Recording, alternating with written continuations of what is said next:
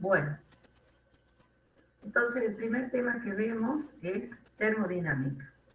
Ustedes ya estuvieron conmigo física 1 y un poco creo que ya conocen el tema de cómo ir estudiando la física, ¿sí? Ustedes tuvieron entonces física 1, muchos me imagino que ya la rindieron, hay otros que la tienen que rendir. De cualquier manera, el objetivo que tiene la física es colaborar con la formación, como les decía hace rato, del futuro geólogo, ¿sí? Para empezar esta física 2, les dejo aquí una pequeña frase interesante de Albert Einstein que dice: ningún científico piensa con fórmulas. Antes que el físico comience a calcular, ha de tener en su mente el curso de los razonamientos.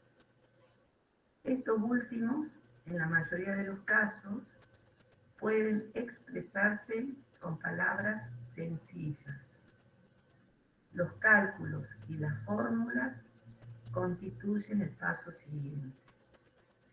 Entonces, creo que ustedes también ya en Física 1 vieron, por ejemplo, para resolver un problema necesito conocer antes la teoría. Y la manera de verificar que entendemos esa teoría es resolviendo justamente el problema que se está planteando en la guía de trabajos prácticos. Por un lado, cuando leo un problema, lo leo, ¿sí?, desde la teoría. ¿Está bien? ¿Eso qué significa? Que yo puedo entenderlo al problema cuando tengo justamente la teoría entendida, comprendida, y desde ahí voy leyendo y voy tratando de entender lo que me está preguntando el problema, ¿sí? Por un lado.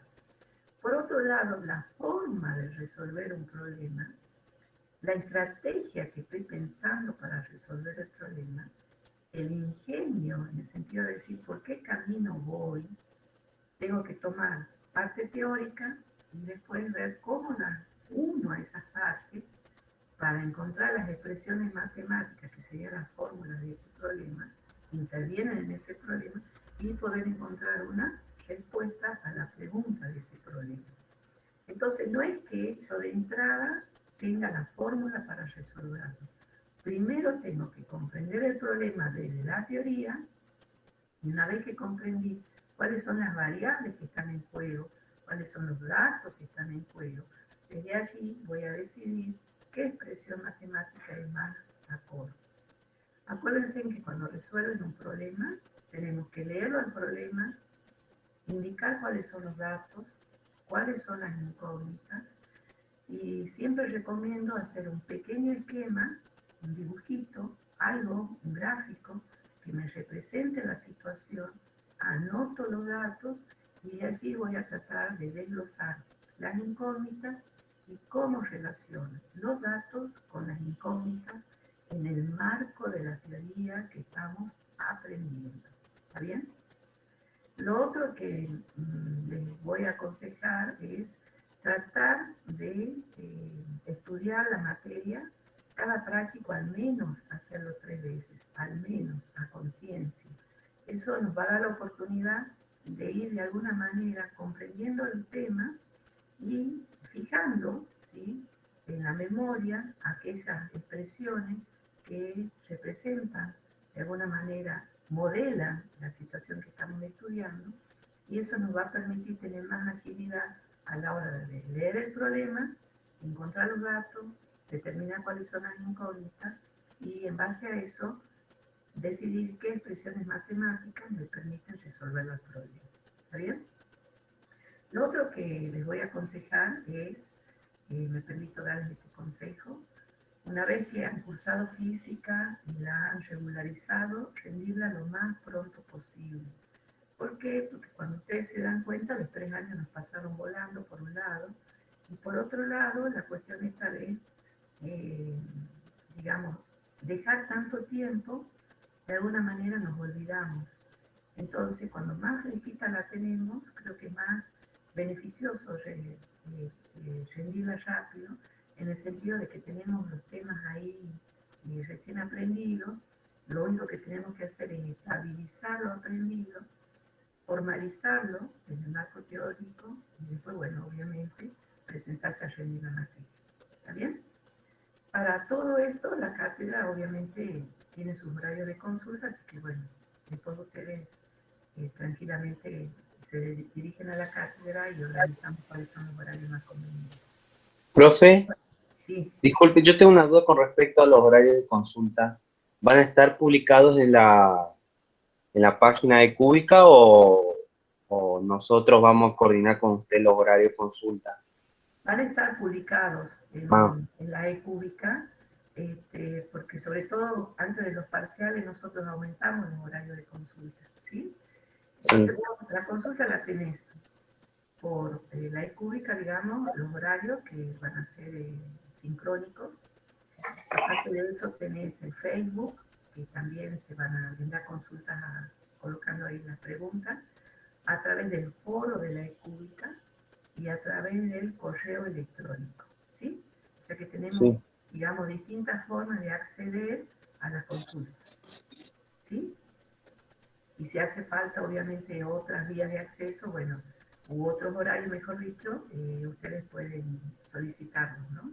En esta clase o en la clase de práctica. ¿Estamos de acuerdo? sí, profe, muchas Muy bien. Vamos entonces, gracias. no de nada. Esta que está aquí, esta diapositiva, nos habla de cuáles son los contenidos que vamos a ver en termodinámica. Temperatura, ley cero de la termodinámica, ecuación térmica de sólidos y líquidos, hasta llegar a la segunda ley de la termodinámica. Solo vemos hasta la segunda ley en este cursado, ¿no? Bueno, ¿con qué está relacionada la termodinámica? Aquí vemos una foto de un volcán, ¿sí? Después tenemos abajo a la izquierda lo que estudia la geología. Inicialmente es el estudio de la Tierra, pero en este momento la geología se expandió a todo el universo, ¿no es cierto? Entonces, vemos el corte que hay de la Tierra y vemos las partes, y en particular la termodinámica se encarga del estudio del núcleo de la Tierra, ¿sí? El centro de la Tierra. Y a la derecha abajo tenemos una foto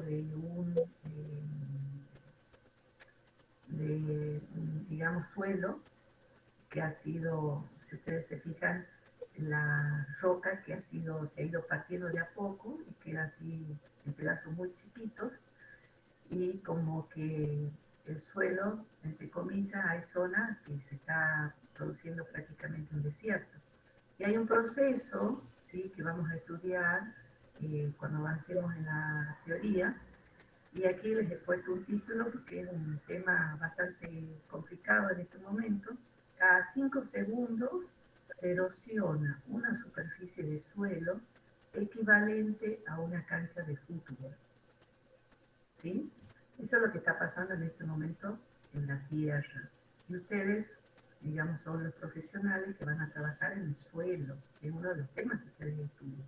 Así que es muy importante la intervención de los geólogos en esta problemática de erosión del suelo, ¿sí? Y que obviamente afecta la producción básicamente del alimento, ¿no? Modifica el paisaje, eh, se erosiona y eso significa arrastre de materia orgánica. O sea, hay una serie de consecuencias con el tema de la erosión del suelo. En esta diapositiva tenemos un esquema de cómo es el Sol, la corona del Sol, la fotósfera, ¿sí?, que viene después de la corona, y el núcleo. Y aquí fíjense que en el caso de la corona hay alrededor de 1.000.000 de grados centígrados. Después la siguiente capa, 5.700 grados centígrados, y el núcleo del Sol está con una temperatura de alrededor de 15 millones de grados centígrados. Entonces la termodinámica tiene que ver con esto, con la temperatura, y con otros procesos que ya vamos a avanzar un poquito que tienen que ver con el calor. Entonces, el estudio del Sol que es nuestra fuente de energía fundamental, que es uno de los temas que también creo que ustedes pueden encarar en algún momento el estudio y que, bueno, afecta a la vida en la Tierra, ¿no? Aquí, por ejemplo, es interesante ver cómo hay diferencia de temperatura entre la corona, que es la parte más externa del Sol, con la parte, digamos, la superficie del Sol, que hace al Sol mismo, con la fotósfera. Y entonces la pregunta es, ¿por qué hay esa diferencia de temperatura? ¿Qué procesos se están produciendo? Porque uno podría entender que la parte superficial debiera ser más fría, ¿no? Y no ocurre eso. Esa es una pregunta para hacerse, digamos, si nos interesa estudiar un poquito más del Sol. Aquí tenemos la Tierra, como separada también hay un corte. El núcleo externo de unos 2.200 kilómetros, que está compuesto de hierro y níquel en estado líquido. Su temperatura ronda los 5.000 grados centígrados. Y hay un núcleo interno que, bueno, ya se confirmó que está en estado sólido. Y ahí la presión es de 3,6 millones de atmósferas. Por eso pareciera ser que es esa solidez, ¿no?, que tiene el núcleo interno, ¿sí? Bueno, esto también, cuando hablemos de termodinámica, el objetivo es comprender o entender o explicar cómo funciona o describir también el núcleo de la Tierra. Hablamos que el Sol es la fuente, digamos, de energía más importante que tiene la Tierra y una fuente natural. Aquí está representada la radiación que la Tierra recibe desde el Sol, cómo ingresa esa energía en forma de ondas electromagnéticas, que es el último tema que vemos en este programa, cómo parte de esa radiación es reflejada, cómo parte es absorbida por la superficie de la Tierra y por lo que hay, digamos, en la superficie, se refleja en la atmósfera y puede volver o puede salir de la atmósfera. En ese juego de la radiación que ingresa y que sale, en ese balance, nosotros tenemos que la Tierra tiene una temperatura media de alrededor de 15 grados centígrados. El problema que estamos teniendo ahora es el cambio global. ¿Por qué? Porque ingresa radiación en forma de onda electromagnética. Parte de esas es reflejada por la atmósfera por los gases de efecto invernadero, que se los llama. Entonces, cada vez como hay más gases, no permite salir esa energía, de manera que va quedando acumulada en la atmósfera y eso está produciendo un aumento de la temperatura media de la Tierra, con todas las consecuencias que se pueden imaginar en el equilibrio, digamos, del funcionamiento del sistema de la Tierra, ¿sí? Eso también se puede profundizar un poquito más cuando entremos a las leyes de la termodinámica.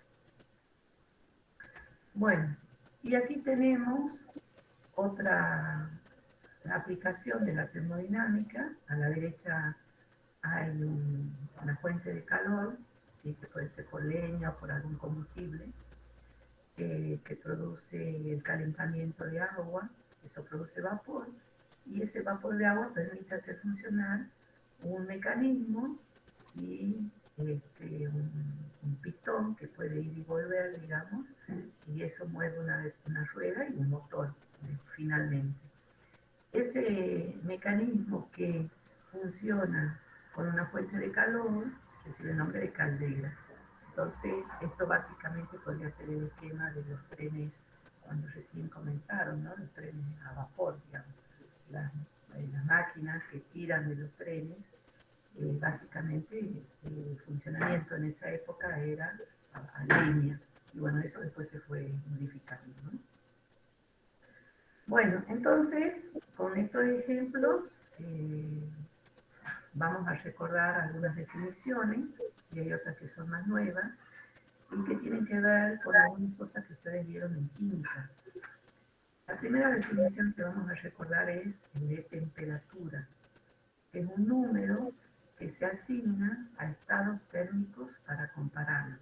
Es decir, que cuando nosotros tenemos un sistema, algo que estudiar, y le medimos la temperatura, lo que le estamos midiendo es un estado térmico, ¿sí? Cuando dos cuerpos o dos sistemas están con la misma temperatura, se dice que están en el mismo estado térmico. Y cuando tienen el mismo estado térmico, hablamos de equilibrio térmico.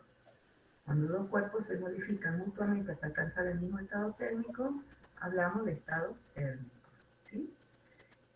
El termómetro, bueno, es el instrumento mediante el cual se mide la temperatura o ese estado térmico, es decir, al estado térmico le asignamos un número que es la temperatura. ¿Y con qué medimos? Con el termómetro.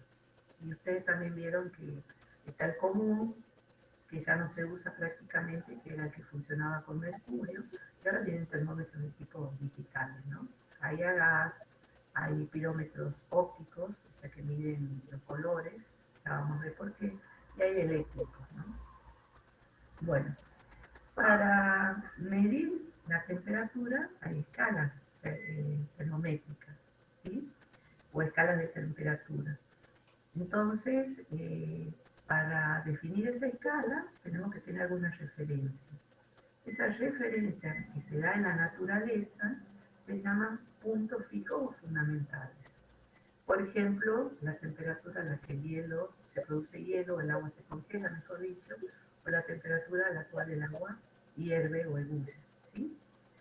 Entonces, también, por ejemplo, necesitamos de sustancias térmicas o termométricas. eh, la que les comentaba recién era el mercurio, o el alcohol, o determinados tipos de gas, por ejemplo. Si se usa alguna sustancia, ¿no? Bueno, si usamos los eléctricos, basta tener el equipo eléctrico, digamos, que nos mide la temperatura y que nos da de manera digital el valor directamente. Bueno, y ahora sí empezamos con las leyes. Y la primera ley que vamos a ver es la ley cero. Hemos hablado de estado térmico y hemos asociado un estado térmico a una temperatura.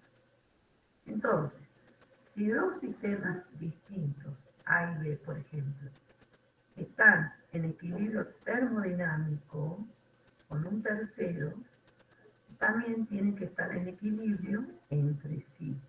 Es decir, si A está en equilibrio termodinámico con B, la temperatura de A es la misma temperatura que B. Si aparte B está en equilibrio termodinámico con C, entonces B y C tienen la misma temperatura.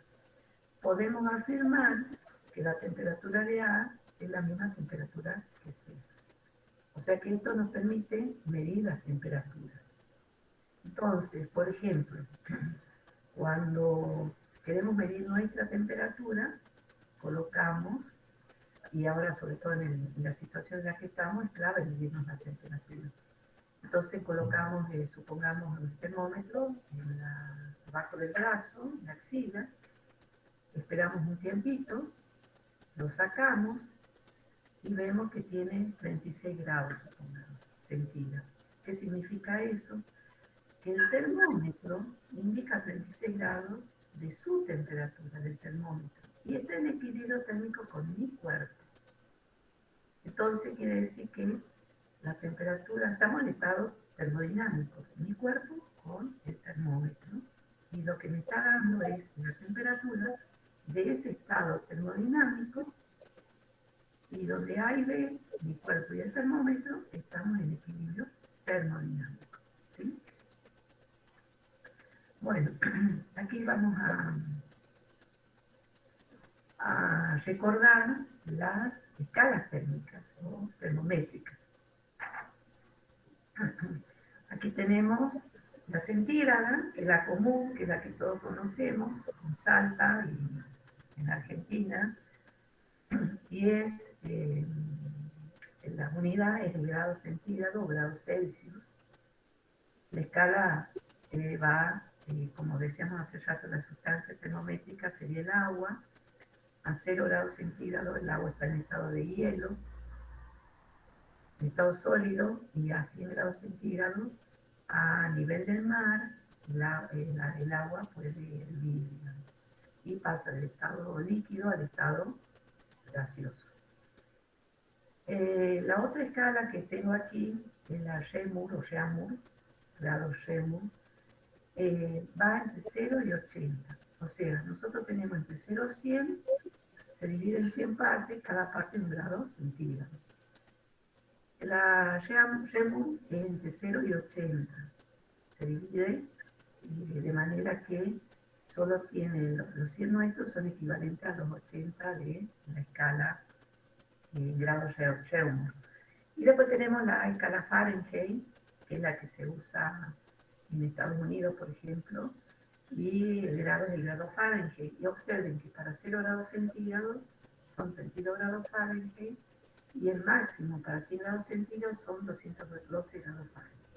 O sea que el tamaño del grado centígrado no es el mismo que el tamaño del grado Fahrenheit. Y a la izquierda, esto va a quedar para ustedes, a la izquierda están las formas de relacionar, justamente en esa proporción entre los grados, las escalas. Entonces tenemos, para convertir de grado centígrado a Fahrenheit, sea a grado Fahrenheit o grado Fahrenheit a grado centígrado o a grado Reaumur. Bueno, y la última escala que vamos a ver es la escala Kelvin, la temperatura absoluta, y donde vemos la equivalencia que hay entre grados centígrados o la escala Celsius y la escala Kelvin. Lo primero que vamos a notar es que los 0 grados centígrados corresponden a 273,15 Kelvin.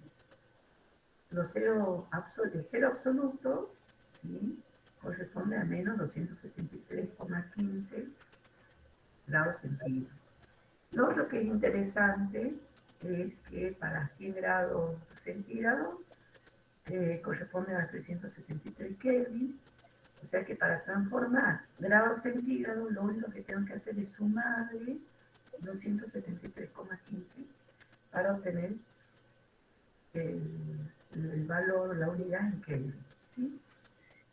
En la escala Celsius hablamos de grados centígrados. En la escala absoluta, la temperatura absoluta, hablamos de Kelvin. No se dice grados Kelvin, solo se dice Kelvin. Y el símbolo que se utiliza es la K mayúscula porque, digamos, la escala que se usa en la temperatura absoluta es el nombre de un físico que es Kelvin.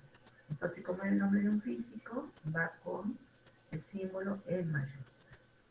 El tamaño del grado centígrado es el mismo que el Kelvin. ¿Sí? Porque tenemos en grado centígrado entre 0 y 100 y en Kelvin entre 273,15 y 373,15. Y después tienen ahí un cuadradito de partículas que se están moviendo. Vamos a decir que la temperatura está midiendo de alguna manera la energía cinética que se pone en juego en un sistema que nos interesa saber cuál es su temperatura. A medida que aumenta la temperatura, esas partículas se van a mover más. Entonces la temperatura es una medida de la energía promedio de esa energía cinética que tienen las partículas, ¿sí? Entonces se hipotetiza que en el cero absoluto no debiera haber movimiento de las partículas. Se ha llegado hasta valores muy próximos al cero absoluto y se encontró que se siguen moviendo. Por lo tanto, todavía no está confirmado que para 0 Kelvin estén quietas las partículas. Todavía no se sabe, o sea que eso queda todavía por confirmarse, por investigarse, ¿sí? Bueno, ustedes van a tener en la práctica algunos ejercicios que nos permitan pasar de una escala a otra de temperatura. Y bueno, aquí volvemos a nuestros ejemplos. La temperatura del núcleo del Sol, habíamos dicho, de cerca de 15 millones de grados centígrados. Mientras que la superficie del Sol es de unos 5.500 grados centígrados, por ejemplo. Entonces, fíjense cómo la temperatura, de alguna manera, es un dato clave en todo lo que son lo que vamos a estudiar, la termodinámica, ¿no? Bueno, aquí vamos a avanzar en los efectos que tiene la temperatura en la naturaleza. Y uno de los efectos, como ejemplo, es el de la meteorización mecánica. Y seguramente ustedes vieron esto en Introducción a la Geología. Los procesos mecánicos de la meteorización conducen a la transformación física de los minerales, o también llamada desintegración.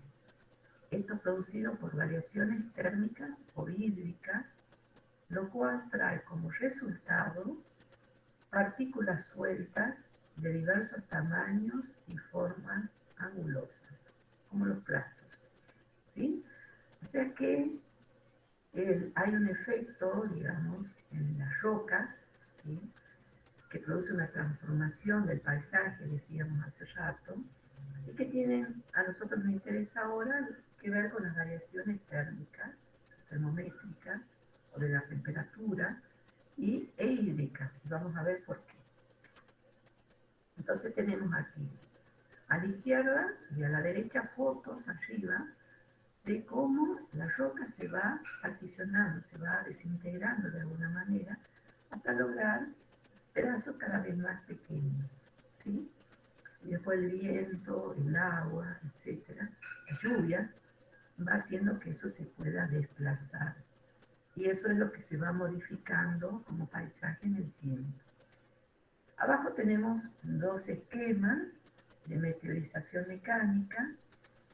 La primera representación es debido solo al cambio de la temperatura.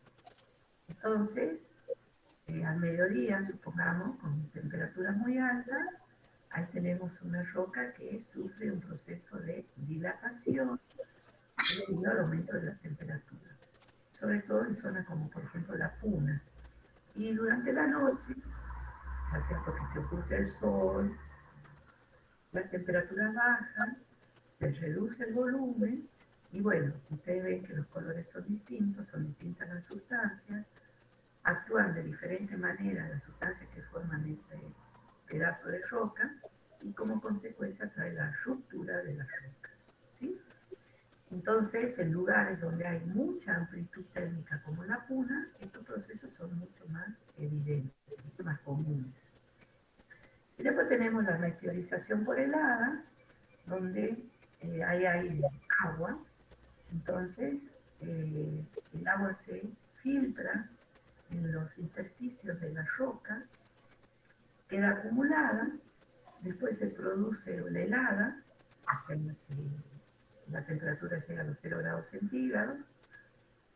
El agua ahí tiene una particularidad, ustedes lo saben, aumenta su volumen, eso se observa en el hielo, por ejemplo, y nosotros vimos que en Física 1, los icebergs, o los pedazos de hielo que se desprenden de la Antártida o del Polo Norte, flotan con gran parte hundida, ¿no es cierto? Y solo emerge una pequeña porción. Entonces, la densidad del hielo es menor porque el volumen que ocupa, la masa es mayor, entonces quiere decir que el agua congelada, o sea, el hielo, tiene un volumen mayor. Y eso, al aumentar el volumen, produce la ruptura, la partición de alguna manera de la roca, ¿sí? O sea que esos serían los dos mecanismos debido al efecto de la temperatura con agua o sin agua, ¿sí? Entonces, el efecto de la temperatura, la verdad que tiene muchos ejemplos en la naturaleza. Por ejemplo, nosotros ahora estamos con un clima más fresco, eso se debió al avance de un frente de aire frío que se produce justamente por la diferencia de temperatura, ¿no? Si hay una amplitud térmica, decíamos que se produce, por ejemplo, un proceso de erosión, que se van rompiendo las rocas. Y también, por ejemplo, si nosotros pasamos ya una llama de un encendedor debajo de un papel con aluminio, que tiene pegado, como por ejemplo un papel forrado de aluminio, si nosotros pasamos la llama no sobre el papel, ¿no?, porque se va a quemar, sino por debajo, cerca, muy cerca, vemos que se va a curvar el papel, ¿sí?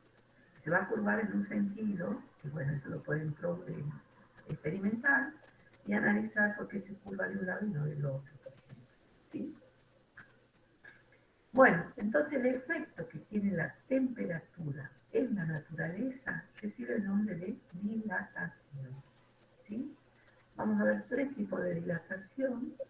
El primero es la dilatación lineal, que tiene que ver con la longitud de los cuartos. O sea que aquí prima la longitud. ¿Sí?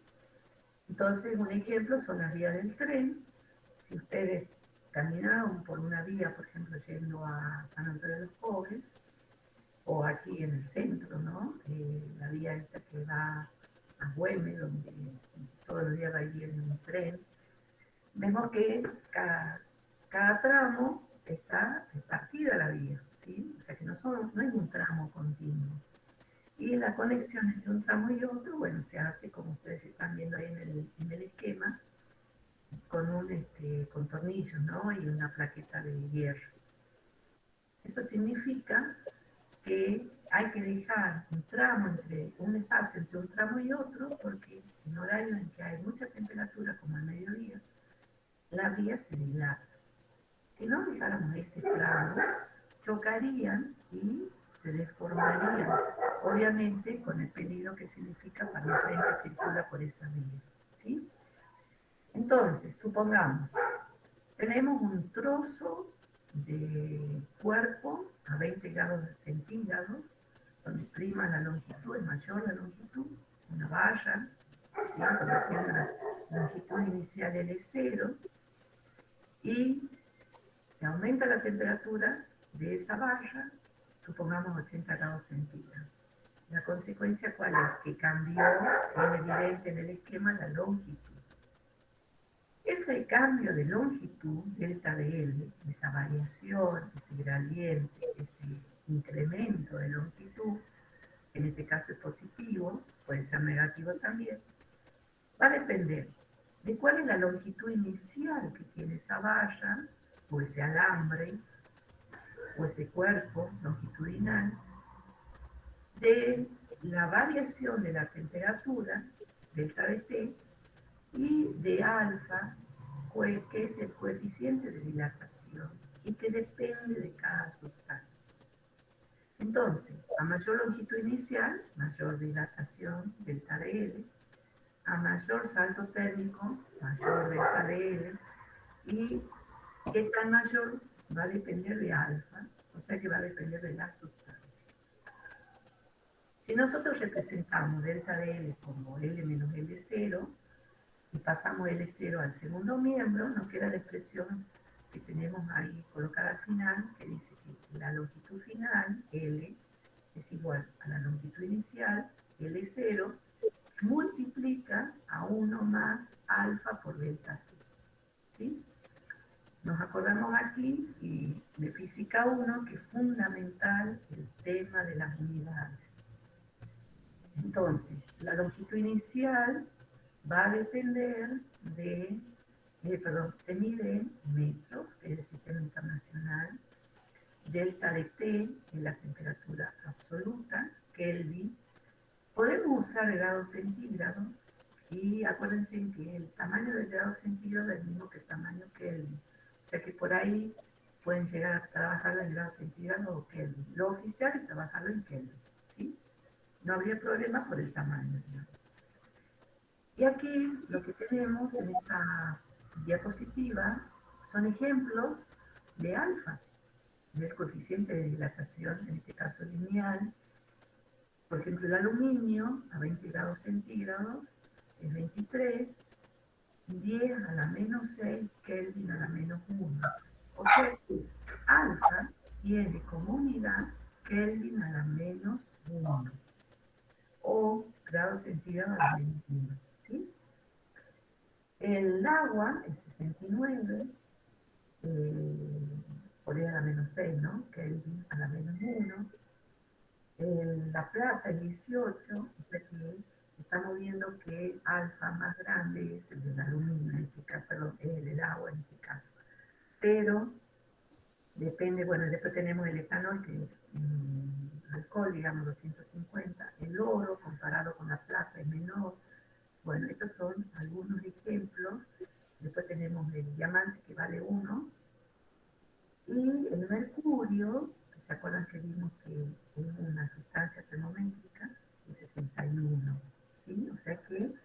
digamos, se usa una sustancia que puede dilatar fácilmente, ¿sí? Como el etanol, por ejemplo. ¿Está bien? Bueno, esto es solo ejemplo de sustancias, de coeficientes de sustancias para una dilatación lineal. Otro tipo de dilatación es la superficial, o sea que esta se da en un plano definido. Ahí tenemos como ejemplo una porción de callo de ruta. Y bueno, uno circula por las calles de Salta y por ahí ve cómo ejemplos, ¿no? De cómo se han dilatado bloques de cemento y se han levantado, han chocado y se han levantado. O sea que el espacio, el intersticio que se dejó entre un bloque y el otro no fue suficiente, se dilató demasiado y bueno, la consecuencia es que a altas temperaturas aumenta la superficie y se produce una superposición, ¿no? Y bueno, por más que baje la temperatura, no vuelve a su posición original, digamos, por otras cuestiones, ¿no? Que la fricción, etc. Bueno, entonces aquí tenemos una esquemita de una superficie a 20 grados centígrados, que pasa a 80 grados centígrados, va a haber un cambio de superficie, delta S, o sea que va a haber una dilatación superficial, y esa dilatación superficial va a depender de la superficie original, ese cero, del salto gradiente de temperatura delta de T, y de un coeficiente también beta, que se llama coeficiente de dilatación superficial. Si hacemos el mismo procedimiento que para dilatación lineal, la superficie final S será igual a ese cero, que multiplica a 1 más beta por delta T. S metro cuadrado se mide, delta de T o T en Kelvin, o bueno, grados centígrados. No habría problema porque se simplifican con beta. Y beta, para algunas situaciones isométricas o de sustancias que digamos que tienen un determinado orden, se puede considerar para la misma sustancia que la dilatación, el coeficiente de dilatación superficial beta es aproximadamente el doble del coeficiente de dilatación lineal. O sea que si uno tiene, por ejemplo, el aluminio, el dato del coeficiente alfa del aluminio, lo multiplicamos por 2 y tenemos el coeficiente de una chapa de aluminio, por ejemplo. Y otro ejemplo que me estaba acordando, se da en la chapa justamente de aluminio, cuando a la mañana comienza a salir el sol y uno empieza a sentir el crujido de las chapas, ¿no es cierto?, que se van dilatando, y a la noche cuando baja la temperatura, a la tardecita o al anochecer, comienza a contraerse y bueno, y las chapas crujen, digamos, se siente el ruido, ¿no?, de chapas, ¿sí? Bueno, y un tercer tipo de dilatación, nosotros vamos a ver solo esto, que es la dilatación volumétrica, y tiene que ver, por ejemplo, con los fluidos que aumentan su volumen, porque aumenta la temperatura, y eso hace que la energía cinética de las partículas aumente y obviamente ocupa mayor volumen. En el caso de los fluidos se habla de dilatación aparente, porque como están contenidos en un recipiente, el recipiente también se dilata, o sea que lo que se mide en un recipiente con un fluido no es todo el fluido, sino también se mide la dilatación del recipiente. Nosotros vamos a estudiar la dilatación de un sólido.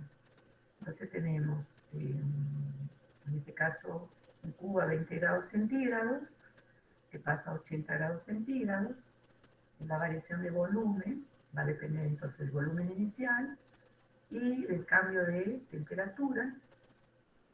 A mayor salto de temperatura, mayor dilatación del volumen.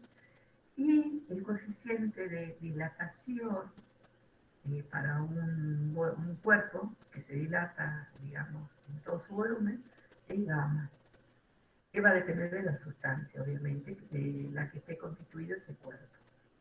Si uno despeja uno despeja el volumen final, obtiene que ese volumen final es igual al volumen inicial, que multiplica 1 más gamma por delta T.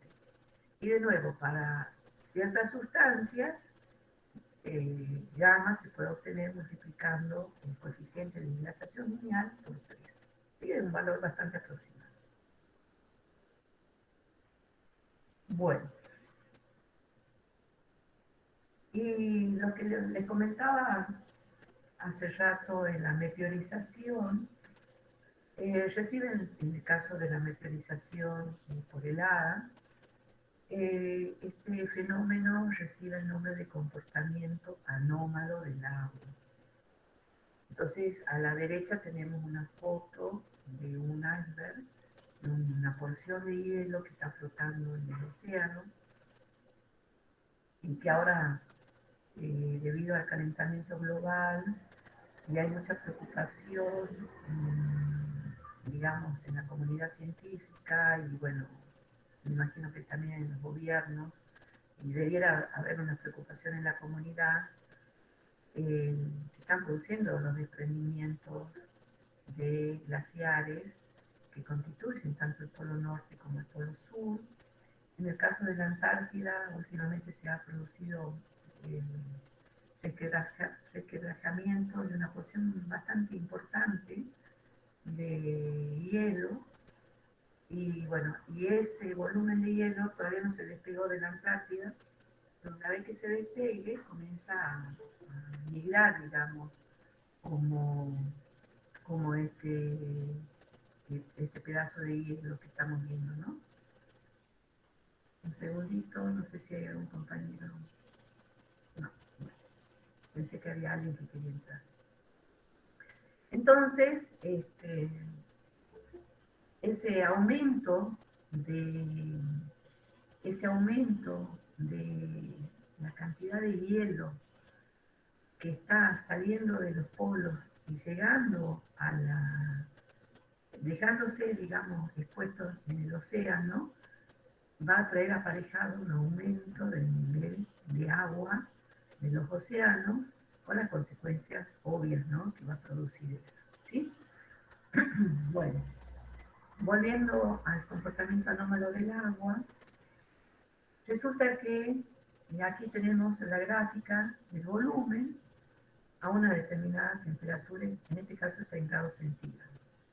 Entonces tenemos a 10 grados centígrados un volumen, a medida que va disminuyendo la temperatura, vemos cómo va disminuyendo el volumen, pero más o menos disminuye el volumen hasta los 4 grados centígrados. ¿Está bien? Una vez que disminuimos entre 4 y 0, observamos que en vez de seguir bajando el volumen, comenzó a aumentar. Y cuando llega a 0, el volumen, fíjense, originalmente podríamos decir que podría haber llegado a 1000, a ver, a 10.000 centímetros cúbicos, y no, aumentó. Entonces nosotros tenemos la misma masa de agua que va cambiando su volumen, primero disminuye y después aumenta. La consecuencia es que su densidad, al aumentar el volumen, siendo la misma masa, la densidad disminuyó. Eso significa que la porción de hielo, ¿sí?, si bien es agua, como el agua de mar, supongamos, si bien es agua, en este caso agua salada, a pesar de haber disminuido la temperatura, el volumen aumentó. Entonces la densidad es menor, y si nos acordamos de Arquímedes, la consecuencia ¿cuál es? Que el cuerpo con densidad menor que el fluido va a flotar. O sea que el bloque de hielo flota en agua de mar, en este caso, ¿no?, el bloque de hielo salado. En esta diapositiva tenemos la densidad de cómo va variando justamente, como a los 4 grados, hasta los 4 grados va aumentando, y después, o sea, entre 10 grados hasta los 4 va aumentando, y después inmediatamente, como aumenta el volumen, disminuye la densidad. Entonces aquí tenemos en esta zona entre 0 y 4 grados centígrados, como la densidad es menor, ¿está bien? Y eso hace que el hielo flote. Aquí a la derecha tenemos la escala, la tabla, perdón, donde tenemos a 0 grados el hielo, la densidad. En el caso del agua líquida, ustedes saben que en 0 coexisten tanto el hielo como el agua líquida, 999,8 y así sucesivamente. Esto es a nivel del mar, ¿no? Y a 2 grados centígrados, como va cambiando, a 4 grados centígrados tenemos los famosos 1000 kilos sobre metro cúbico, y después, bueno, como de acuerdo a la temperatura va aumentando y bueno, también cambió ahí la densidad, ¿no? Entonces los 4 grados son claves. Entre 0 y 4 la densidad disminuye, entonces el hielo aumenta su volumen. ¿Qué significa eso? Que se explica por la meteorización debido a la helada. Entonces, cuando el agua entra en estado líquido, y cuando se produce temperaturas por debajo del cero, cero por debajo del cero, el agua se congela, aumenta su volumen y eso produce la ruptura de la roca, ¿no? Bueno, entonces vamos a avanzar sobre los conceptos de termodinámica y básicamente decimos que es el estudio de las relaciones entre el calor, el trabajo mecánico y la energía. Trabajo mecánico y energía, nosotros estudiamos esto en física 1. Lo nuevo que aparece es el calor. Y estudia las relaciones entre los sistemas termodinámicos, como hay intercambio de calor, digamos, pero pasando de estados de equilibrio. Nos interesa qué pasa entre un sistema termodinámico y otro, qué tipo de intercambio hay para lograr sus estados de equilibrio termodinámico, ¿no? Entonces nos interesa el estudio de un sistema termodinámico en estado de equilibrio que se pone en contacto con otro sistema y cuando alcanzan después nuevamente el estado de equilibrio. No nos interesa la variable tiempo, ¿sí? Entonces, un sistema termodinámico es una porción del universo que se aísla para su estudio y que puede intercambiar energía con otros sistemas. ¿Está bien? Ya vamos a ver en qué tipo de energía, cómo lo hace. Mientras que un proceso termodinámico son los sucesivos cambios de estado de un sistema, de estado de equilibrio, digamos, ¿sí? Entonces, vamos a recuperar lo que hablamos de energía. Dijimos que la energía se conserva, ¿sí? Se puede producir transformaciones de los sistemas que intervienen en ese intercambio de energía. Tiene un carácter sistémico, solo es posible determinar su variación y se transforma. Por ejemplo, si nosotros analizamos ahora nuestra energía cinética, en nuestro cuerpo, decimos, estamos sentados viendo la pantalla de la computadora, nuestra velocidad con respecto a la Tierra es cero. O sea, nuestra energía cinética es cero. Si nos levantamos y comenzamos a caminar, podemos ver la variación de esa energía cinética. Si ahora nosotros tomamos como sistema de referencia no la Tierra, sino el Sol, sabemos que la Tierra gira, está rotando alrededor del Sol, por ejemplo. Entonces ya nuestra energía cinética con respecto al Sol dejó de ser cero. Es la velocidad con la cual la Tierra se está moviendo alrededor del Sol. Entonces a eso se refiere cuando hablamos del carácter sistémico que tiene la energía. Depende cuál es nuestro sistema de referencia, ¿sí? Entonces, dijimos en Física 1 que el año pasado, ¿sí?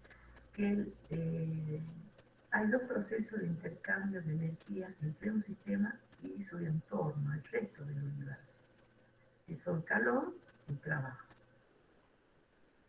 Antes, y esto es clave, antes y después del proceso de transferencia de energía en forma de calor y trabajo, no existen. O sea, no existe el calor en el cuerpo, no existe el trabajo mecánico en el cuerpo, ¿sí? Y recordemos que el trabajo es el proceso de transferencia de energía debido a la acción de una fuerza desde el punto de vista macroscópico. O sea, le aplica una fuerza a un cuerpo, se produce un desplazamiento debido a la acción de esa fuerza y eso produce una transformación en el cuerpo, hay una transferencia de energía sobre el cuerpo, ¿sí? Y acuérdense que la unidad de trabajo es el Joule. Entonces, tenemos un sistema que lo aislamos solo para su estudio, lo podemos aislar también en general, y nos interesa estudiar cómo intercambia energía con el resto del universo. Y tenemos dos mecanismos básicos, trabajo mecánico y calor. Observen que el calor está puesto entre el sistema y su entorno, es decir, no está en el sistema y tampoco está en el entorno. Lo mismo pasa con trabajo mecánico, no está ni en el sistema ni tampoco está en el entorno. No digo tengo mucho trabajo mecánico, no, lo que digo hago trabajo mecánico sobre el sistema o me hacen trabajo mecánico, ¿sí? Bueno, y para calor, ¿cómo vamos a definir el concepto de calor? Calor es la transferencia de energía debido a la diferencia de temperatura que hay entre los cuerpos, entre el sistema y el entorno. Y esto también es clave. Si no hay diferencias de temperatura, no tengo una forma de transferir energía en forma de calor. ¿Sí? Nosotros vamos a utilizar esta definición, después vamos a ver tipos de calor. Entonces, desde el punto de vista molecular o microscópico, es el trabajo realizado. ¿Por qué? Porque a nivel microscópico nosotros vimos cómo a mayor temperatura tiene mayor energía cinética las partículas. Entonces, esas partículas que van con esa energía cinética van golpeando otras partículas que están a menor temperatura, le va transfiriendo esa energía. Y ese sería un trabajo a nivel molecular, a nivel microscópico. En general, es la transferencia de energía debido entonces a la diferencia de temperatura entre dos cuerpos. ¿Sí? Antes y después del calor no existen los cuerpos. ¿Estamos de acuerdo? Y con respecto a la temperatura, lo dijimos al inicio y ahora lo volvemos a recalcar, es una magnitud intensiva relacionada con la energía cinética molecular media de las partículas. Entonces, a mayor temperatura, mayor energía cinética que de las partículas. Entonces, esa temperatura nos está midiendo una energía cinética media, ¿sí? De todo ese conjunto de las partículas.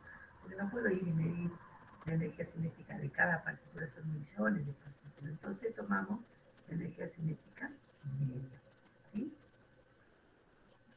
Bueno, entonces ya sabemos calor, las palabritas mágicas son que debido a la diferencia de temperatura se produce esa transferencia de energía. Costó mucho llegar al concepto de calor.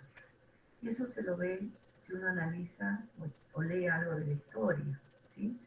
Y esto me hace recordar que la bibliografía que vamos a utilizar es el libro de C.R. Szymanski, que usamos también en Física 1, Física Universitaria, algunos lo tienen en formato de PDF, bueno, se puede acceder de alguna manera al libro, papel también, por supuesto, y el tema, digamos, el tema que corresponde es termodinámica, ¿no? Donde se analiza toda la cuestión de calor. Hay otras teorías que, por ejemplo, la teoría cinética, nosotros no vamos a verla, seguramente ustedes la vieron un poquito ahí en química, ¿no? Bueno, entonces la bibliografía de base es Física Universitaria, C.R. Szymanski. ¿Está bien? Bueno, ¿qué dice la historia acerca del calor? Se creía que el calor era una sustancia que pasaba de un cuerpo de mayor temperatura a otro de menor temperatura. Entonces hubo mucha experiencia buscando medir la masa de esa sustancia, de ese fluido calórico. O sea que se creía que estaba en el cuerpo y que podía pasar a otro de menor temperatura ¿Y qué se suponía que iba a ocurrir? Que cuando pase de un cuerpo a otro, el cuerpo que cedía ese fluido calórico tenía que pesar menos. No hubo forma de medirlo. No hay forma de medirlo. ¿Por qué? Porque no tiene masa, no tiene color, no tiene olor. Y encima es inagotable, porque en la medida, por ejemplo, si nosotros flexionamos nuestras manos, vamos a producir energía, vamos a transferir energía en forma de calor. Y mientras sigamos, vamos a seguir, y por eso no quiere decir que nosotros bajemos, digamos, cambiemos de masa, ¿está bien? Sí, por supuesto que si hacemos gimnasia, ahí eliminamos calorías, pero bueno, ese es otro proceso, ¿está bien? Por ahora decimos que, por ejemplo, por la fricción, la energía que se transmite en forma de calor es inagotable. Y eso es lo que le pasó a Rutherford, por ejemplo, que fue uno de los que trabajó sobre Rutherford, sí, que es Renault, perdón, que es el que trabajó sobre los cañones. En esa época se construían cañones de hierro para la guerra.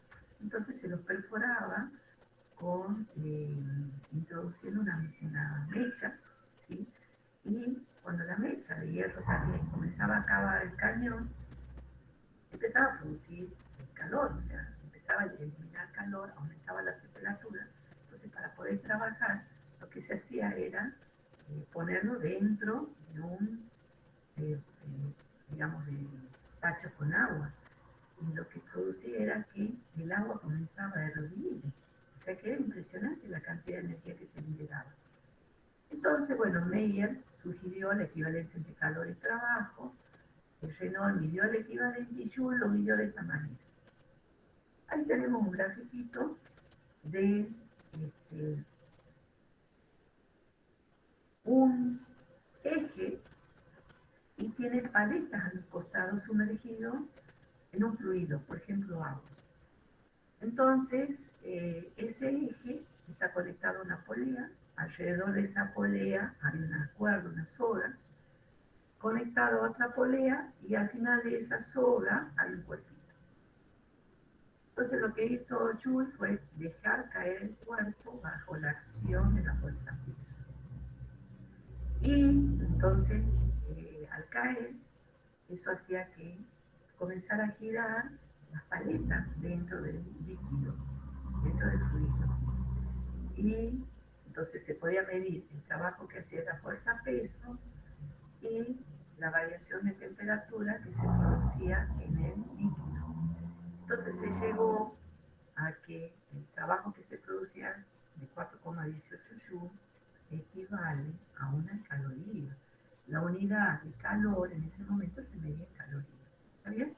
Entonces esto se llama el equivalente mecánico del calor. ¿Sí? Entonces una caloría equivale a 4,18 joules. Bueno, entonces ahora nos puede interesar lo que es el calor, el proceso, es algo dinámico, ¿está bien? Nos puede interesar medir la cantidad de energía que se transmite en forma de calor. Entonces, la cantidad de energía que hemos dicho que se transmite en forma de calor depende de la diferencia de temperatura entre los cuerpos. Pasa la energía del cuerpo de mayor temperatura al de menor temperatura. Entonces, Q, que es la cantidad de calor, la representamos como Q, va a depender del delta de T.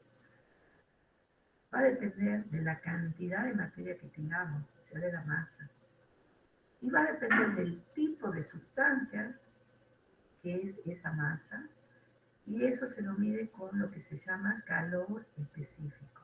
Y lo representa con la letra CE, C minúscula, sub E. ¿Sí? Entonces, la cantidad de calor que se transmite entre dos cuerpos debido a la diferencia de temperatura se la calcula como el producto entre el calor específico de esa sustancia por la masa de la sustancia por la variación de temperatura delta de T. Y con esta expresión matemática, si nosotros conocemos cuál es la masa del cuerpo, supongamos que sea aluminio, un jarro, Supongamos que tenemos la temperatura inicial y final y el calor específico del aluminio, podemos calcular la cantidad de energía que se transmite, ya sea que el aluminio reciba o que el aluminio ceda. ¿Está bien? La temperatura de nuevo se mide con Kelvin, la masa en kilo, y el calor específico, si lo despejamos, nos queda igual a Q o delta de Q, la cantidad de energía que se transmite en forma de calor, dividido la masa por la variación de la temperatura. Entonces, el calor específico es la cantidad de energía que le tengo que entregar o que cede a una masa de 1 kilo por grados Celsius o Kelvin, ¿está bien? O por cada Kelvin, ¿sí? A la derecha tenemos una tabla con datos del calor específico de distintas sustancias. La segunda columna corresponde a calorías por gramos por grado centígrado. Y la última a joule por kilogramos por grado centígrado, o puedo poner joule por kilo por Kelvin, ¿sí? El agua tiene 4200 joules por kilogramo por Kelvin, ¿sí? El hielo, el vapor de agua, el hierro, 475. El plomo, 130 joules por cada kilo por Kelvin. Entonces, me está diciendo cuánta energía le tengo que entregar a 1 kilo para que aumente 1 Kelvin. Entonces, fíjense, para el agua le tengo que entregar 4200 joules por kilo para que aumente 1 Kelvin. Mientras que para el plomo le tengo que entregar solo 130 joules a 1 kilo de plomo para que aumente 1 Kelvin. Entonces me está diciendo cuánta energía necesita la sustancia para poder producir esa variación de temperatura, tanto para absorber como para ceder. Y lo que estamos viendo es la gran capacidad que tiene el agua, digamos, mejor dicho, el calor específico grande que tiene el agua y cómo necesitamos entregar mucha energía para aumentar 1 Kelvin. Tenemos que entregar, o el agua es capaz de ceder esa cantidad de energía para disminuir 1 Kelvin. Y esto tiene un impacto increíble también en la naturaleza. Entonces, si uno, por ejemplo, está cerca de la costa, cerca del mar, los climas son más cálidos, no cálidos, sino, perdón, templados, en el sentido de que no hay tanta variación de temperatura. ¿Por qué? Y bueno, porque durante el día el agua de mar se calienta, aumenta su temperatura. Y durante la noche, ya cuando baja, digamos al anochecer, cuando baja el sol, cuando ya no tenemos esa fuente de energía, como disminuye la temperatura de la costa, el agua comienza a ceder la energía, haciendo que el clima o la temperatura en esa zona, el tiempo en esa zona, no tenga un cambio tan brusco de temperatura. En cambio, si nos vamos, por ejemplo, a San Antonio de los Cobres, donde prácticamente no hay agua, tenemos al mediodía temperaturas de 30 grados centígrados y a la noche temperaturas muy bajas. Podríamos llegar a tener 0 grados o menos, ¿sí? Depende del estado, en qué estación estamos, ¿no?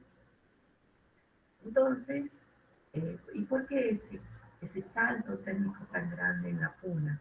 Y porque no hay agua que amortigue de alguna manera el salto térmico, o sea, que entregue energía para amortiguar ese salto térmico, ¿sí? Y trae como consecuencia lo que veíamos, la erosión mecánica, ¿está bien? En las zonas donde son continentales y no hay mucha humedad o no hay mucha disponibilidad de agua, los saltos térmicos son muy grandes, ¿vale? Eso es interesante, digamos, analizar. Entonces, por ejemplo, el agua tiene, no, aquí está más puesto, el agua tiene, vuelvo atrás, el agua tiene un calor específico de 4200 joules, ¿sí? Entonces aquí yo tendría que corregir y tengo que poner 4.200 joules por kilo por Kelvin. Entonces, y el hierro, veamos si es cierto, me vuelvo atrás, uy, me fui adelante. El hierro es 0,113 o 475.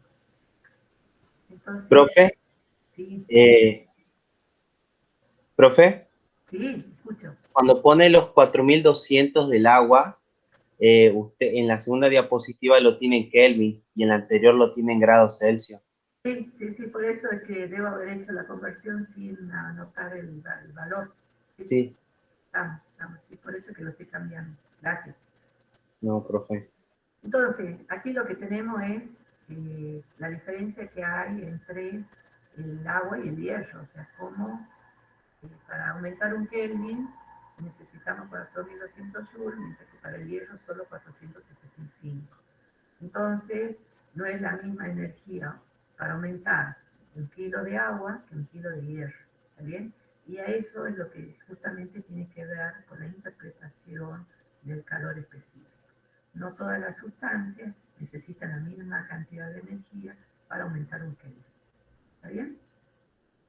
Bueno, y vamos a, yo les decía hace rato, por un lado tenemos el calor, que para que se produzca la transferencia de energía en forma de calor tiene que haber diferencia de temperatura.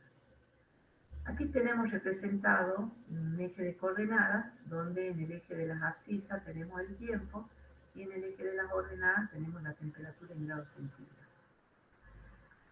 Y aquí es una gráfica donde estamos viendo cómo va cambiando el estado del agua, el estado líquido, del estado sólido al estado líquido, al estado de vapor, en función del tiempo.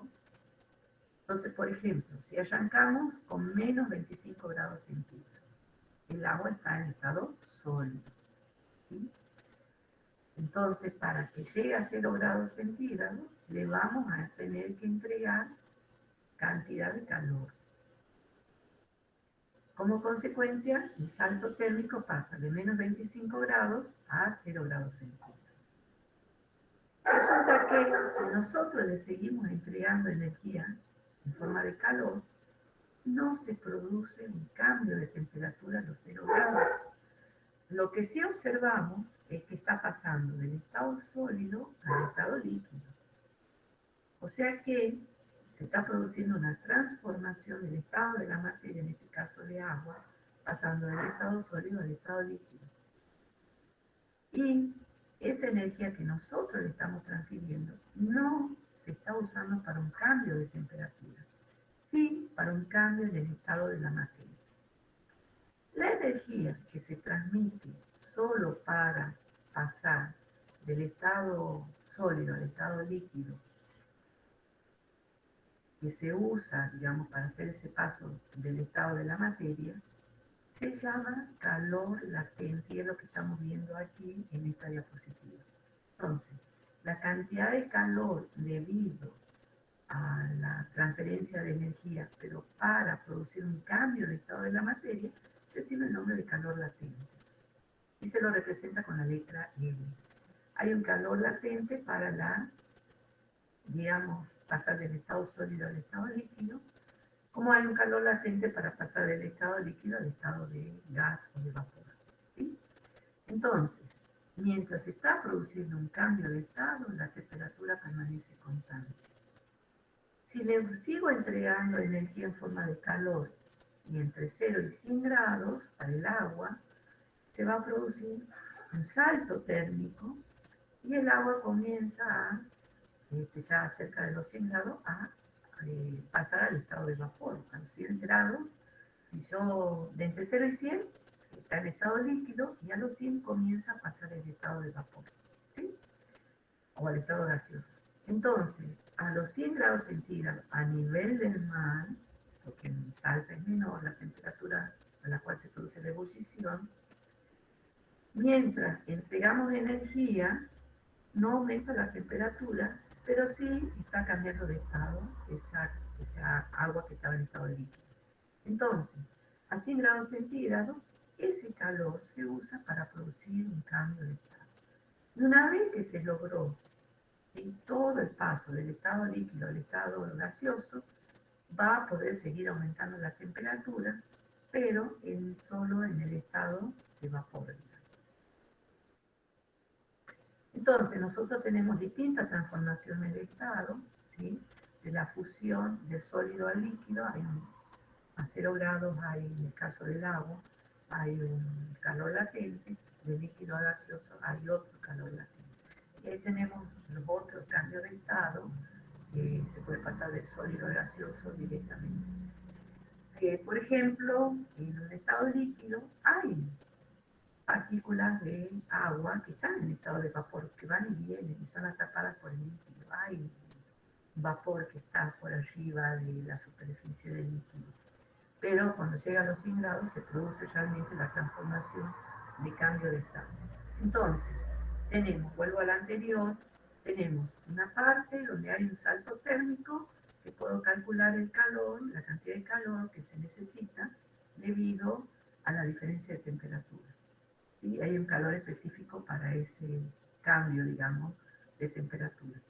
Y hay dos estados, el estado, en este caso del agua, a 0 grados o a 100 grados, donde no hay salto de temperatura, se mantiene constante, pero sí es necesario transferir energía en forma de calor. ¿Sí? Bueno, entonces el calor latente es la energía requerida por una cantidad de sustancia para cambiar de fase de sólido a líquido o de líquido a gaseoso. Se debe tener en cuenta que esta energía en forma de calor se invierte para el cambio de fase y no para un aumento de temperatura. Entonces, aquí tenemos una especie de representación de lo que está pasando, por ejemplo, para el agua cuando cambia de fase. La primera figurita corresponde al agua en estado sólido. Se cree que aumenta de temperatura porque las moléculas de agua se colocan en posiciones definidas, de manera que quedan fijas en esa posición, no fijas sin moverse. Acuérdense que se queda quieta la partícula solo, entre comillas, a cero, que aquí se sigue moviendo alrededor de su posición de equilibrio, pero menos, mucho menos que en estado líquido. Pero tienen posiciones fijas. Y pareciera ser que en esas posiciones, como se van ubicando al ser bipolar, el volumen aumenta. En el caso del estado, cuando se está produciendo el cambio de estado, del estado sólido a líquido, reciben las partículas de energía en forma de calor, ¿sí? Calor latente, y esa energía se usa para, digamos, romper esa estructura física, se empiezan a mover un poco más las moléculas, pasando directamente al estado líquido.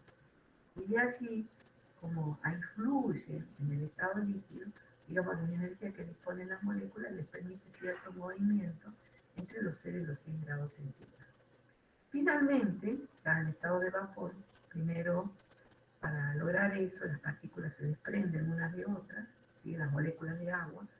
Entonces, queda en el proceso de cambio de estado de materia del líquido a gaseoso, se desprenden las partículas, no están tan juntas.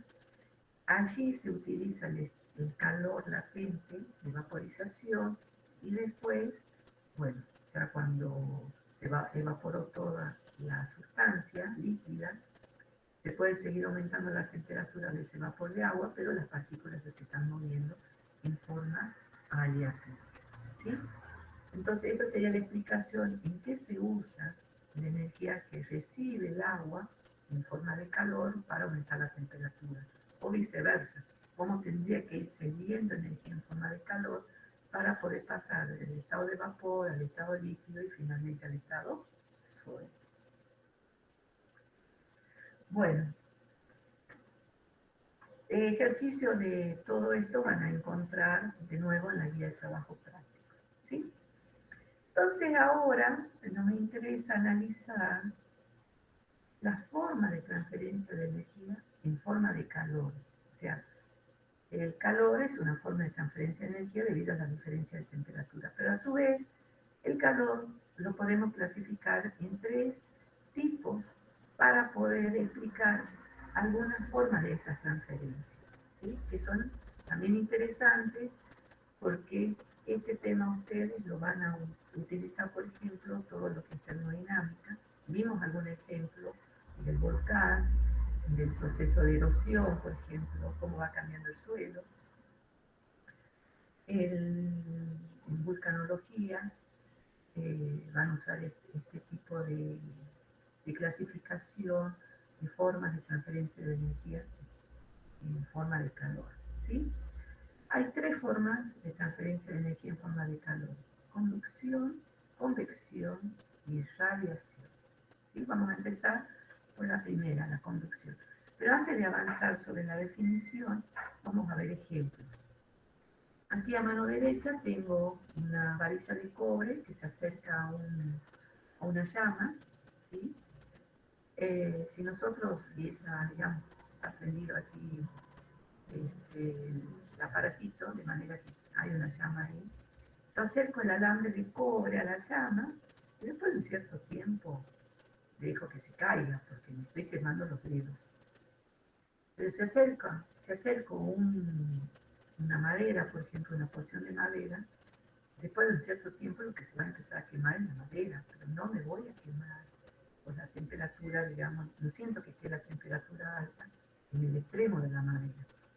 Y lo que pasa, por ejemplo, si dejamos una cuchara en una olla, donde está hirviendo agua, estoy haciendo sopa o alguna comida, si es una cuchara de metal, la cuchara se va a calentar, aumenta su temperatura, y voy a tener que usar algún elemento para protegerme si quiero mezclar. Mientras que si uso una cuchara de madera, seguramente no me voy a quemar, y voy a poder mezclar sin ningún problema. ¿Sí? Entonces, lo interesante de esto es que la temperatura que alcanza el extremo que está en contacto con la llama, ¿sí?, es más alta que la temperatura que está en contacto con mi mano, del extremo que está en contacto con mi mano. Pero en el caso del cobre, después de un cierto tiempo, ¿sí?, me quemo, o sea que va aumentando la temperatura en el extremo que está en contacto con mi mano. Y no sucede lo mismo con la madera. Entonces, de alguna manera, se está produciendo la transferencia de energía en forma de calor desde el extremo que está en contacto con la llama hasta el extremo opuesto que está en contacto con mi mano. Pero que no hubo movimiento de materia, porque no es que el extremo de la cuchara se venga a mi mano, ¿sí? Está puesta en la olla. Entonces, ahí está la transferencia de energía sin desplazamiento de masa, sin desplazamiento de materia. Por ejemplo, aquí tenemos una ventana, una porción de vidrio, puede ser una porción de pared también. Entonces, supongamos que afuera estamos en Rivadavia, hay 50 grados centígrados, y adentro de la habitación hay 49 grados. O sea, seguramente va a haber una transferencia de energía desde afuera hacia adentro, ¿sí? Y hay un salto térmico, o sea, hay transferencia de energía en forma de calor, pero no es que la ventana o la pared, digamos, se esté desplazando, simplemente está pasando energía a través de un determinado material, ¿sí? Entonces ahora volvamos a la definición. La energía en forma de calor se transmite en la materia sin desplazamiento de ella. Una hipótesis explicativa es que el movimiento de los electrones libres son los que transportan energía cuando existe una diferencia de temperatura. Entonces tenemos el átomo, la molécula, que forma el material, la cuchara, por ejemplo, y en el caso de una cuchara de metal. Entonces tenemos los electrones libres, que forman como una nube, ¿sí? Y esos electrones, al tomar energía, al recibir esa energía en forma de calor, aumenta su energía interna, se pueden mover más, aumenta su energía cinética, y eso hace que vayan chocando con otros electrones, entonces se va transfiriendo la energía de un extremo de la cuchara de metal al otro extremo. ¿Está bien? No pasa lo mismo con la madera, porque no tiene sus electrones libres, es más dificultoso que se produzca el aumento de la temperatura de esa manera, en el extremo que está en contacto con mi mano. Por Por ello, los materiales conductores de corriente eléctrica son buenos conductores de energía en forma de calor. ¿Sí? Y vamos a calcular, vamos a usar una expresión matemática que dice H igual. Con H estamos representando la cantidad de energía en forma de calor que se transmite por unidad de tiempo. O sea que lo que tenemos en H es igual a Q sobre T.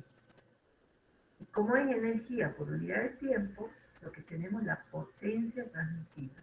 Entonces, la potencia transmitida en la conducción, donde no hay transferencia de energía como desplazamiento de materia, sino solo transferencia de energía, es igual a una constante K, que recibe el nombre de conductividad térmica, al área transversal del cuerpo y al salto térmico multiplicado por el salto térmico entre un extremo y otro de esta T, dividido la longitud de ese cuerpo, digamos que tenemos, el ancho de ese cuerpo. Delta de T sobre L recibe el nombre de gradiente de temperatura. Como dijimos recién que es potencia transmitida, pues tenemos Joule sobre segundo. Y eso es el watt. ¿Está bien?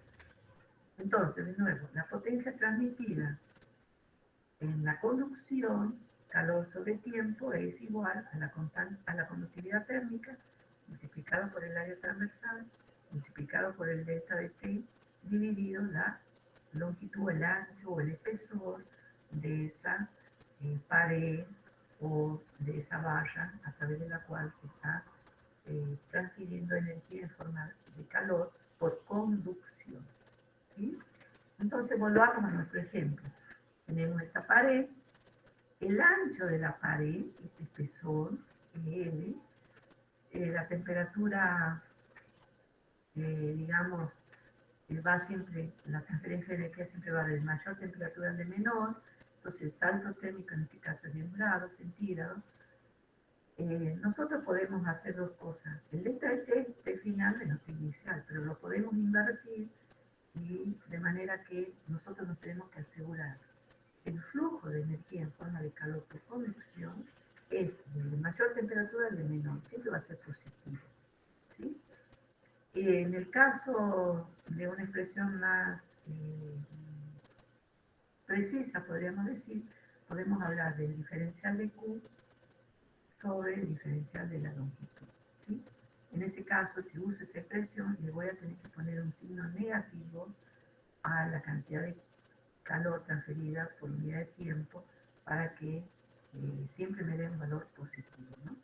El área transversal A es todo el área a través de la cual se transfiere esa energía y la constante K, la conductividad térmica, depende de la sustancia que tengamos.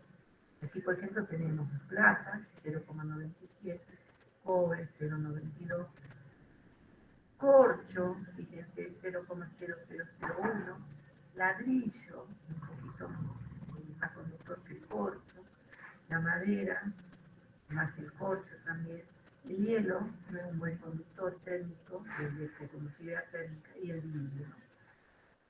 De cualquier manera, ustedes lo observen, por ejemplo, no tengo aquí el del aire, aquí arriba está el del aire en calorías, y fíjense debajo, que es la conductividad térmica del aire, después tenemos el agua, el humus, esto es el caso del suelo, ¿no? Y los suelos calcáreos, la conductividad térmica. Observen que el suelo calcáreo tiene mayor conductividad que el humus. ¿Y esto cómo puede explicarse? Bueno, el humus, un suelo más suelto, tiene aire entre sus partes. Entonces, como el aire tiene baja conductividad térmica, hace que el humus tenga menos conductividad que el suelo calcáreo, que es más sólido, digamos, ¿no? Está más en contacto.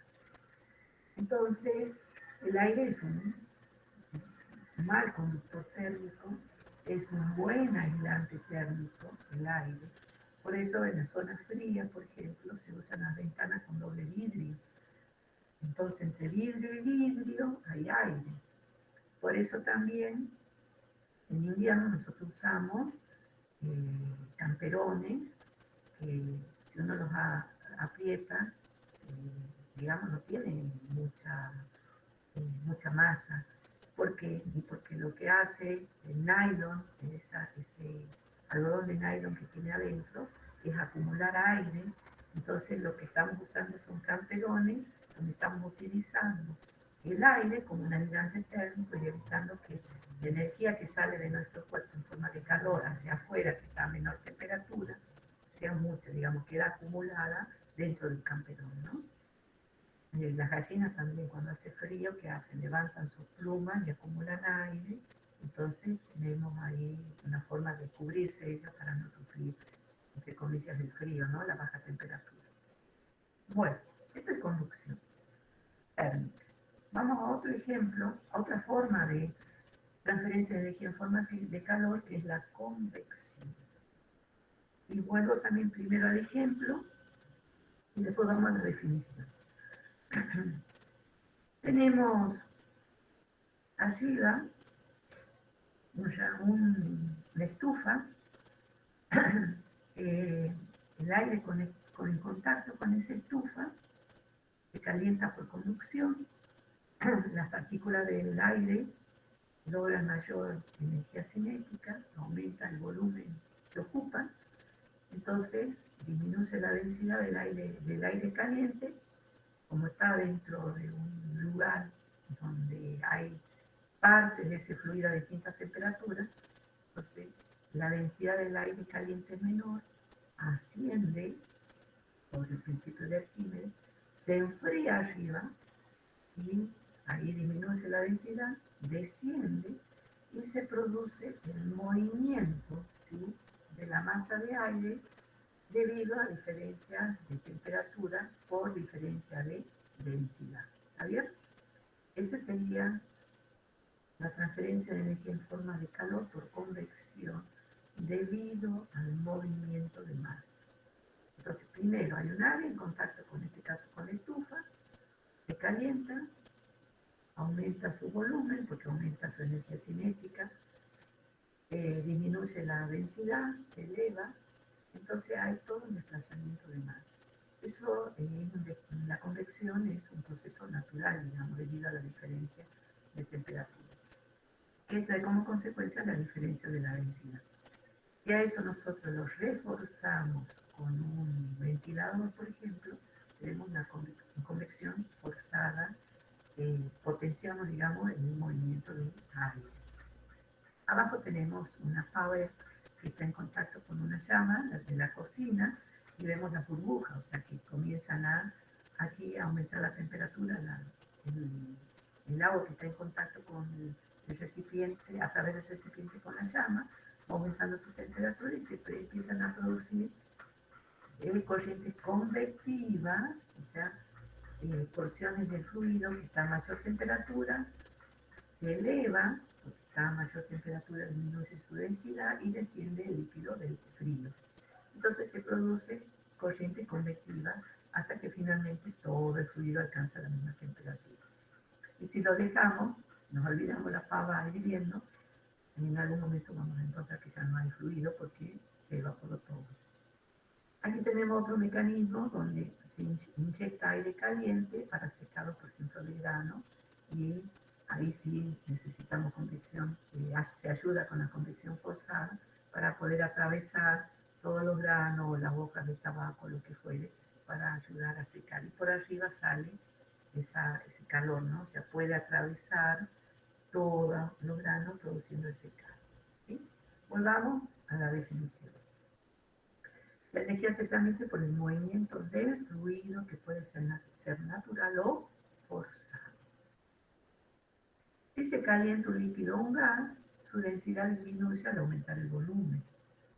El fluido más frío y más denso por acción de la fuerza peso desciende y el más caliente y menos denso asciende.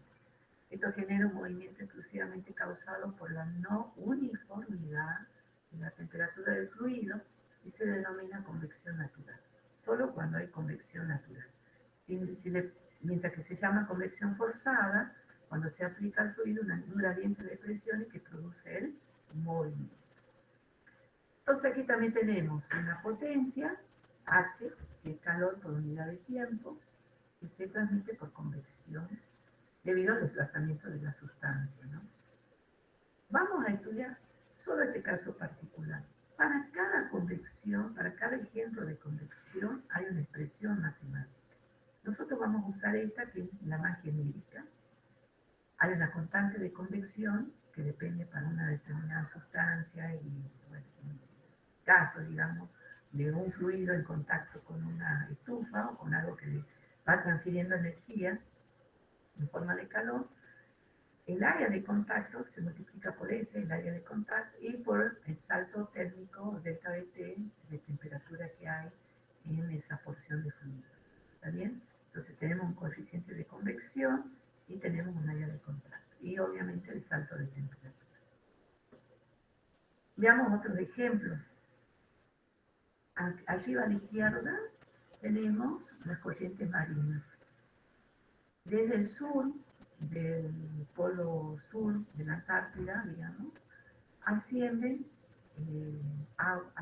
digamos, hacia el polo, hacia el Ecuador, corrientes frías de agua, ¿sí? Que van por el costado de la Argentina y el costado de Chile.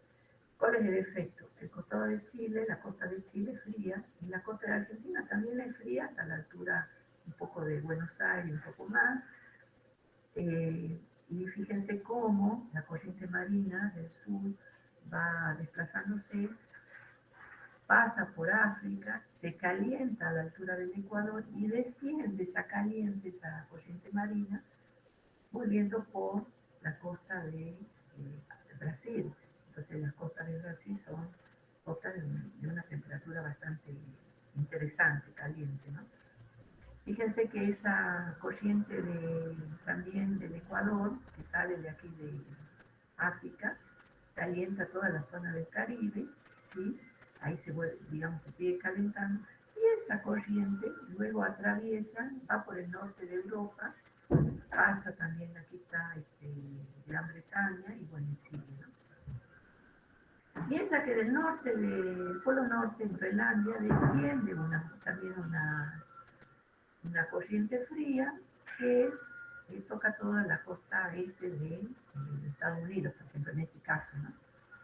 Entonces tenemos que lugares, por ejemplo, de la costa este de Norteamérica, si lo comparamos, que están a la misma latitud con la costa de Gran Bretaña, las consecuencias son distintas. O sea, tenemos una Gran Bretaña habitable, una Inglaterra habitable, es bastante un clima húmedo, pero digamos relativamente templado, no es tan frío, mientras que la costa de Canadá y de Norteamérica son costas más frías, ¿sí? Aquí vemos las costas Quebec, esa zona, por ejemplo, de Canadá, son zonas frías. ¿Por qué? Y bueno, porque tienen una corriente marina que baja del polo norte y hace que el clima en esa zona sea más fría que, por ejemplo, la de Gran Bretaña, ¿no? Bueno, ese es el impacto que tienen las corrientes marinas, que son corrientes convectivas, ¿sí? En el clima de la Tierra. A la derecha también tenemos, pero en este caso a nivel de la atmósfera, que son los vientos, debido a diferencia de temperatura. Abajo también tenemos el frente, que es lo que hemos tenido en estos días, por ejemplo, un frente de aire frío que sube desde la Antártida y los frentes de aire caliente que vienen desde el Ecuador, ¿no? Y aquí a la derecha tenemos abajo isotermas, ¿no? O sea, son las líneas a nivel de la Tierra, en la superficie de la Tierra, que más o menos están a las mismas temperaturas, ¿sí? Bueno, y para ir finalizando, la otra forma de transferencia de energía en forma de calor es por radiación. Básicamente la energía se transmite en forma de calor mediante ondas electromagnéticas. Nosotros vimos ya que son las ondas electromagnéticas y óptica en física 1. Las sustancias que intercambian energía de esta manera no tienen que estar en contacto, sino que pueden estar separadas por un vacío. O sea que se transfiere energía a través de, ya sea de la atmósfera, por ejemplo, o llegan del Sol a la Tierra sin necesidad de que haya un medio material. La potencia transmitida en la radiación es igual al área, ¿sí? A la que llega esa radiación o de la que sale. La emisividad, que es una constante que varía entre 0 y 1 y depende digamos, del color que tenga esa superficie, de la constante de Boltzmann, porque fue Boltzmann el que intervino en este estudio, y de la temperatura absoluta de la cuarta frecuencia. O sea que un cuerpo radia de acuerdo a su temperatura. Si la temperatura absoluta del cuerpo fuera 0 Kelvin, H sería 0, o sea que no radiaría. ¿Vale? Entonces, todos los cuerpos que tienen temperatura radian. ¿Sí? Y con eso se mide H, digamos, con esa temperatura es lo que se mide. Nosotros a 36 grados centígrados radiamos temperatura. Radiamos energía en forma de calor debido a que tenemos una determinada temperatura. ¿Bien? Bueno, y el ejemplo de radiación más concreto, bueno, lo tenemos aquí con el Sol, ¿sí? Que radia, habíamos dicho, y vemos cómo el dióxido de carbono, si bien existe en la naturaleza, y es lo que nos permite tener 14 o 15 grados de temperatura media, si no estuvieran los gases de efecto invernadero, nosotros tendríamos una temperatura bajísima y posiblemente no llegaríamos a tener tan habitable el planeta. ¿Está bien? Pero con esos gases de efecto invernadero se logra tener una determinada temperatura. ¿Cuál es el problema? El problema es que el exceso de gases de efecto invernadero está haciendo que esa temperatura media vaya en aumento, con las consecuencias que ya dijimos que existen y que vamos a estudiar más en la clase siguiente. Bueno, hasta aquí llegamos con la teoría de hoy. ¿Sí? Esta teoría, como les comentaba, va a estar subida a la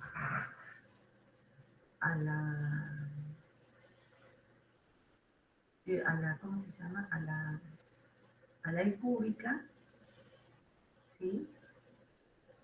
Para que ustedes puedan acceder. ¿Está bien? Bueno.